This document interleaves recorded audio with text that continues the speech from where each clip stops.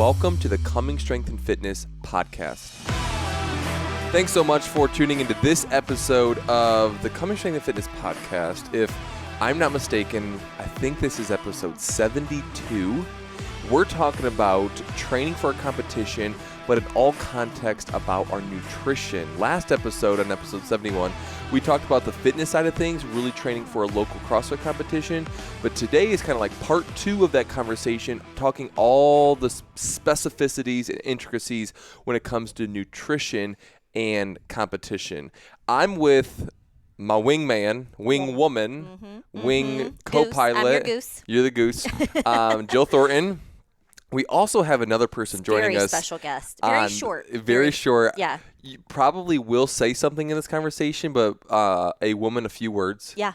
I have Emma Cottingham. She is my almost 6-month-old daughter. Yep. Strapped to my chest right now. Yeah, she's just staring at me. Because it's bring your daughter to work day. Yeah, and she wanted to be on the podcast to talk about what not to do leading into a competition food-wise.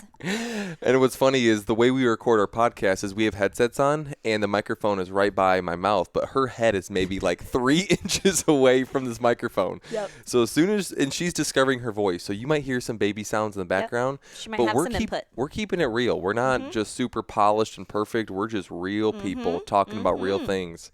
Jill, I heard that you have a Taco Bell story that you would love to kick us off this episode with. Yes, and let me preface this story by saying this was prior to my current knowledge and understanding about food. This is pre-Jill. I didn't know the difference between a hamburger and an apple at the time. Oh, gosh. So this was my very first year of CrossFit. This was my very first competition. This was 10 years ago. 12 years ago. Long time ago. I was such a young buck 12 years ago.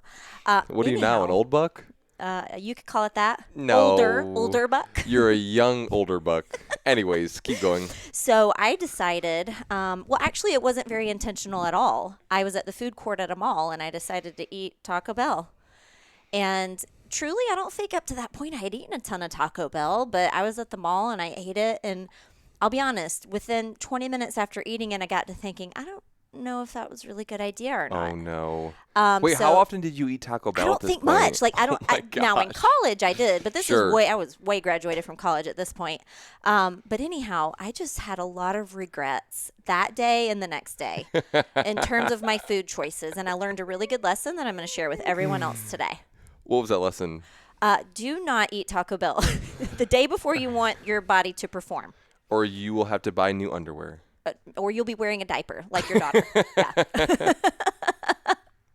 Yes. Jill, I feel like we've all been there. Thankfully, mine was not during competition, but I can at least say, hey, I'm with you. Yeah. That it all happens to us. I didn't feel my best. Let's leave it there. I didn't feel my best. Which is a great segue into our conversation today. Yes. Because we're talking nutrition-wise in competition. So, Jill, we're going to start with the bottom line that we wish people take away, and then we'll reverse engineer our way through it. Okay. What's the bottom line of this conversation? The biggest takeaway is for people to kind of have a clear understanding of how to properly fuel and get ready for a competition, both what to eat and what not to eat in terms of getting ready. So we can start with what not to do, since we're on the tail end of Taco Bell. Jill, if you want to do that. What should we not do? So the main thing, and if you don't listen to another word of this podcast, just tune in right now. Don't introduce anything new to your body the week before a competition. All right, let's unpack that. Okay, so let's say that you have this pretty regular eating routine, but you come across something in the grocery store that looks really good, or you go to a restaurant and you're like, I'm going to try this appetizer. Deep fried jalapeno Oreos. Yes. So introducing new foods to your system before competition, you don't know how your body's going to react to that. So the main deal is to just keep your nutrition very consistent. You do not want to have digestive stress going into any kind of competition, a 5K, an adventure race, CrossFit, weightlifting, it doesn't matter. You want to feel your best. So don't introduce anything new to your system. There she is. She's very happy. And here's a little bit of the biology and science around why that happens. So when we are exerting ourselves through exercise, it's actually a stressor in our body, and our sympathetic nervous system is actually engaged, meaning it's our fight or flight.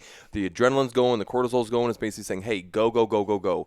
What happens in that state is blood flow is shifted away from your digestive system and to your eyeballs, so you can dilate, so you can get more better vision, to your muscles, to your heart, to your lungs, basically like the old stereotype of killing a bear or defending against a predator, right? Fight or flight. Yeah. It's fight or flight. The opposite of the sympathetic nervous system is your parasympathetic nervous system, which is your rest and digest, meaning now all the blood flow is away from your muscles and your eyes and your heart and your lungs, is now going towards your digestive system, because we don't need to fight off a predator. We don't need to exercise. We don't need to lift 200 pounds. We need to rest. And what happens is we're going to our digestive system really takes into full focus then. That's when we're at rest at home and during sleep.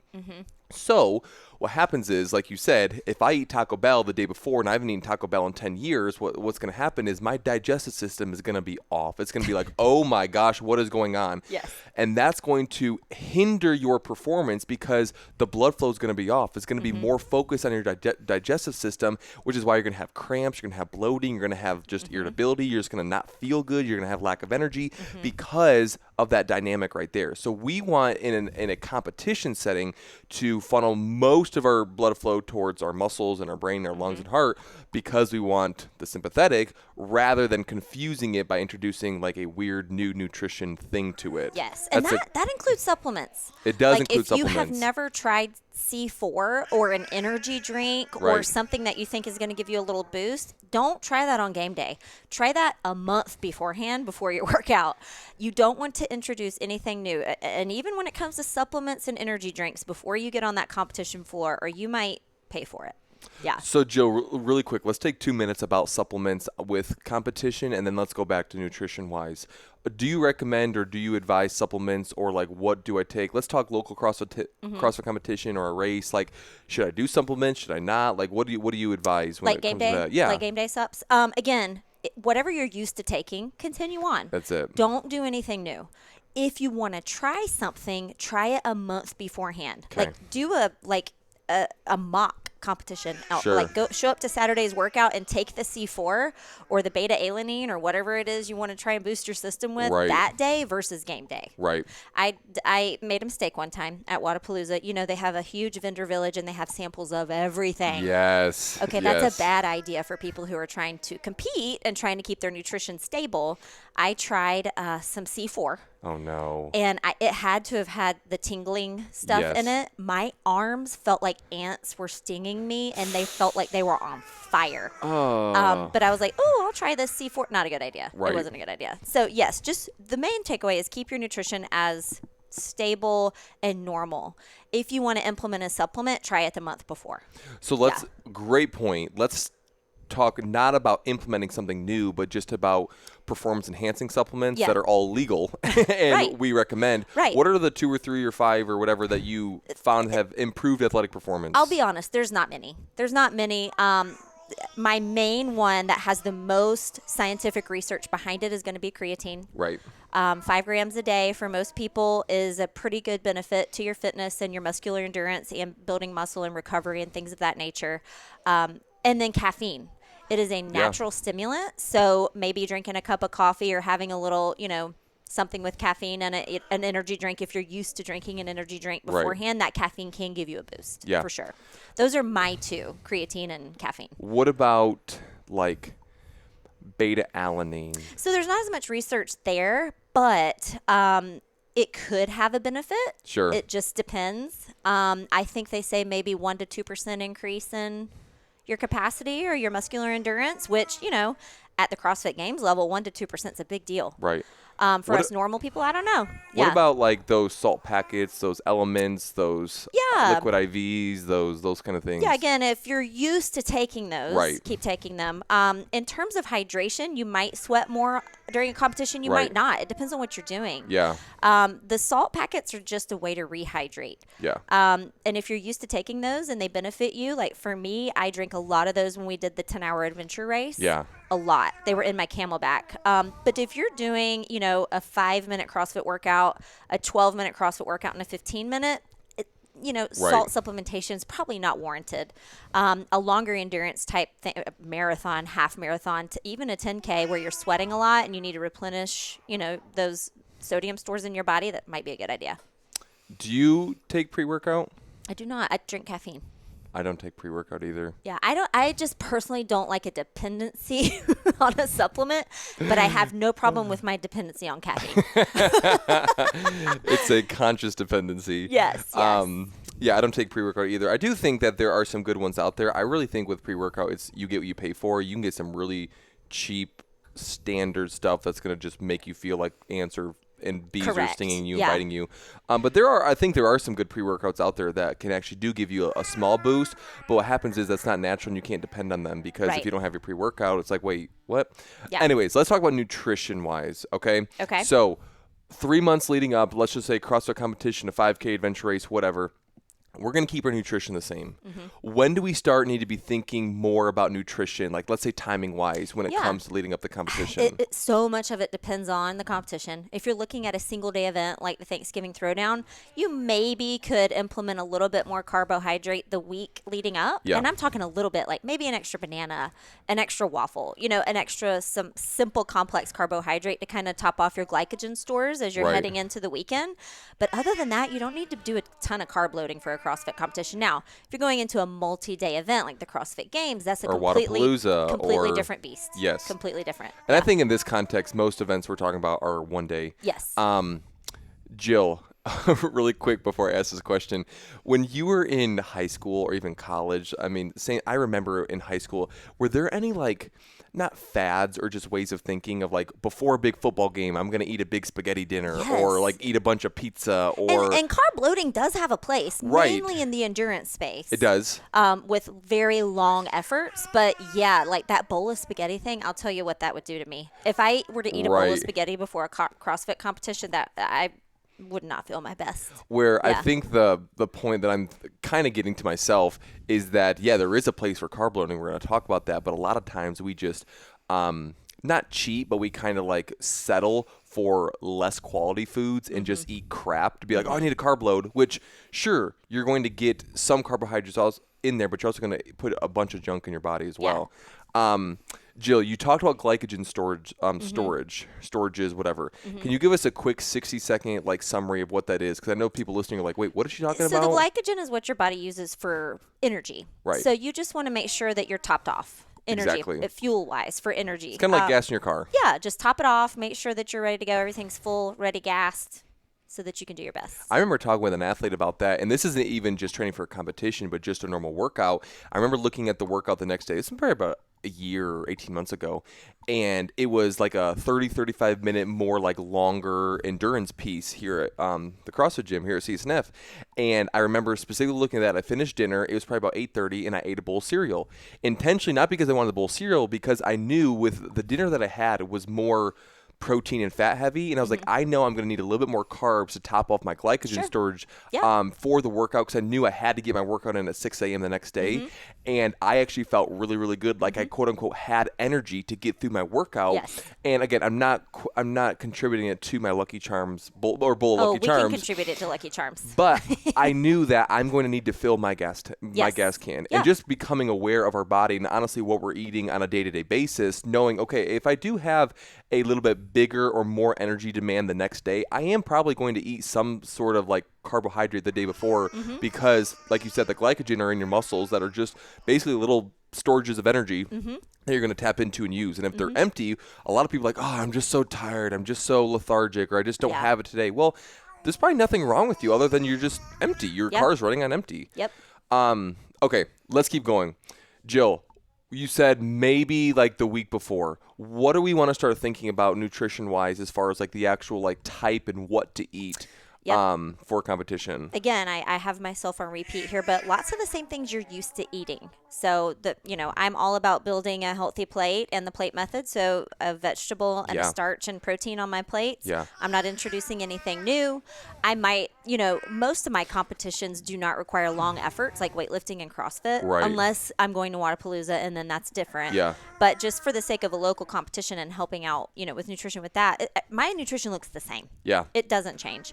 And then even on game day, it looks the same. I might take extra bananas. I might take a little bit of candy for quick carbs. But it's nothing that I've never tested before. Wait, so when are you, for example, game day, when are you eating that candy? Between workouts. Okay. Anytime that I feel like a little dip in energy, it'll just give you a little bit of boost because it just shoots up your blood sugar. Yeah. Yeah. So and you're draining that so quickly because of the high intensity. So it's actually like a good place to just get a quick little. Right. And also, again, like if you don't ever eat Sour Patch Kids before your workout, try it a month before you show up and do it, because it might not make you feel very good. So, but I know what works for me. So we're not saying, hey, Jill told me to eat Sour Patch Kids, so the first time I'm going to have them is game day. That's not what we're saying. Wow. Emma is really engaged in this conversation. She likes Sour Patch Kids. Yeah. The thing that I have found that really works well, I'm speaking from experience, is eating more natural sugars. Like fruit is my go-to, like dates, before my first workout. Dates, bananas, raisins, strawberries, whatever kind of, honestly, fruit I can get in, because it's easily digestible. It's going to digest a lot easier than a processed carb or fat or protein.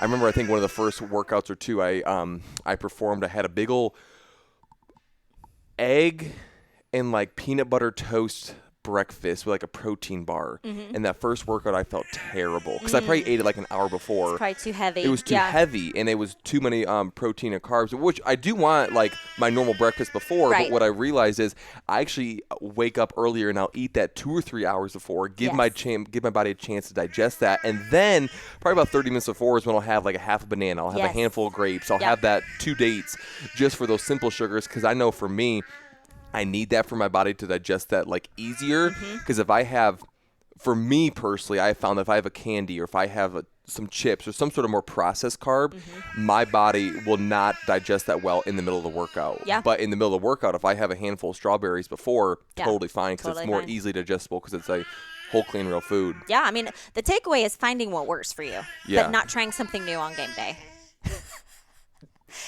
Alex and I were talking before this. We were going to put a tattoo on Emma's head. I think we a fake one, not a real one. Not a real one. But I think we still might do it after this episode is over. Stay tuned. Yeah, I think she'd be really cute with a little forehead tat. But anyway. And she is just so engaged with competition nutrition right now. She is excited about it. Yeah. I apologize if it is distracting, but we're just keeping it real here. Jill, is there any other like takeaways or things to think about as far as competition nutrition? Day of, day before, day after? What are you doing the day after? Stuff like that. Yeah. Just have a plan. Have a plan in place. Pack your foods. Pack your snacks. You don't want to show up to the venue and there only be like quesadilla options for lunch. That's a great point. Have everything available that you want to eat. Take a little extra hydration, a little extra carbohydrate if you need to top off in between workouts. Make sure you're eating within an hour or two. Again, it just depends on how quickly your system digests food before your workouts. You don't want to go in with a heavy belly. Have a very big emphasis on protein and carbohydrate during the day, and then we can get most of the fats at the end of the day, because fats just digest so much more slowly in the digestive, and they sit there for a long time. And then again, like, this is beating a dead horse, but just don't try new things. If you're used to a supplement or a C4 or caffeine or an energy drink, that's fine. If you're not, test it before you go in to game day. I remember 2 or 3 years ago, I did the Pensacola Beach Brawl, which is a bigger one, multi-day. It was a Saturday, Sunday. Wore Hannah's pants because my swimming thing didn't work. I forgot them at the hotel, so I wore my wife's spandex to swim in the ocean for a competition. Yes, and they were great. They felt awesome. They looked awesome. Yes, they did. There are pictures. But what was I going to say? Is I did not eat enough. And I was going to talk about quantity here, because there was one event on Saturday and three events on Sunday, and the level of intensity you're doing at that level, first workout felt fine on Saturday. First workout on Sunday felt fine because I was rested and had breakfast. But workouts 2 and 3, I really felt my performance start to tank, because what I would tell myself is that they were like 2 hours apart, and I was going to be done by like 1:30 or 2. You're going to eat later. I'm going to eat later. But what happened was I was running on empty. I had no gas in the car. Yes. And I was like, well, the one thing I knew I could have gained spots on the leaderboard and improve my performance was nothing fitness-wise, was all nutrition-wise. Because I believed the lie, like, if I just eat a big lunch before workouts 2 and 3, my stomach will be too upset. It's going to be not enough time. I'll just eat afterwards. That was a big mistake. I wish I would have actually eaten, because the output over the past 12 to 18 hours was so high, my body was starving for energy, and I just was running on fumes on workout 3, where it was a workout I should have done really, really well, but I just struggled. I was like, what is going on? I can't get myself into it. Your glycogen's like, wee. Literally. And I was like, gosh, it was that. But I believed the lie that, oh, my stomach's going to hurt, all that. No. If I would have had the proper lunch there heading into workout 3 on day 2. Yeah, because you had a couple hours to let it digest, for sure. I mean, I wouldn't have said go eat tacos or barbecue. Right. Eat like a turkey sandwich and an apple, or a banana or something like that. But exactly. That was a thing. Should we be thinking about changing the quantity of food, like eating more calories on game day, Jill? So much of it just depends on the effort, the duration of the efforts. Like for you were doing 3-4 workouts over 3 days. Yeah. So yes. Yeah. Lots more quantity. For a single day event with 3 workouts where you're probably not even going to push 40 or 50 minute effort total for the whole day. Probably it minimal. Just depends. Yeah. It depends on your body. Yeah. But you should expect higher intensity output for those. So you might find yourself a little hungry. Yeah. The main thing is to go ahead and eat right after the workout so you have plenty of time to digest. If you have a little extra banana or a little extra, apple or Sour Patch Kids, you're going to be fine with that. Yeah. 100%. Your body will use it. Yeah. Jules, we're finished up this conversation. We finished the competition day. We're done. Felt great. It was a win. It was good community builder. What should I be thinking about eating for that dinner? I know you said maybe get your fats in that day, then also on Sunday when it's over, because we've just depleted a lot. Let's say high intensity. It was good. Yeah. What should I be eating? I'm having a big old margarita and I'm going to eat Mexican. It's a celebration of a completed task. And so to me, those final meals at the end of a really hard competition are a celebratory meal, personally. Cool. Nutritionally wise, you do want to have a focus on protein, high quality foods, carbohydrates, electrolytes, water, things like that. But for me, if it's the end of a competition and I checked a big box, I'm having a celebratory meal. I always want Mexican or burger or a milkshake or something like that, and it just makes me feel so great. Why do you think that is? I'm not really sure. I don't know if it's a mental thing or if it's like, hey, I'm going to reward myself for a lot of hard work today, or what it is, or if it's just a celebration. And guess what? You eat that burger and milkshake. And I enjoy every calorie of it. And you enjoy every bit of it, and you wake up just fine. Yep. And there's no guilt or shame, and you hop on the wagon on, not that you fell next off, day. but just there's that back margin. To normal. Just back to normal. And it's completely fine. Mm-hmm. Jill, what do you have? Honestly, the same. I do more of a celebratory meal. Honestly, anything I can get my hands on.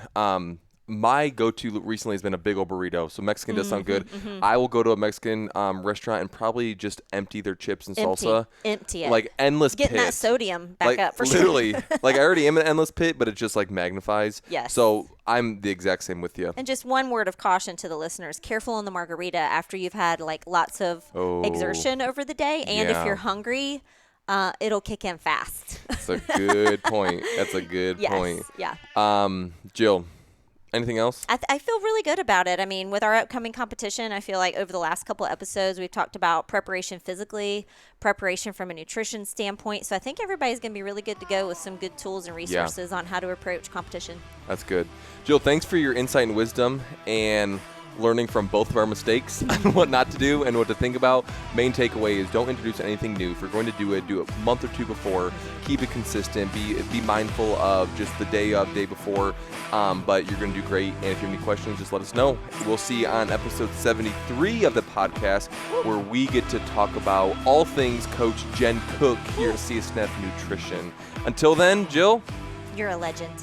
See ya. See ya.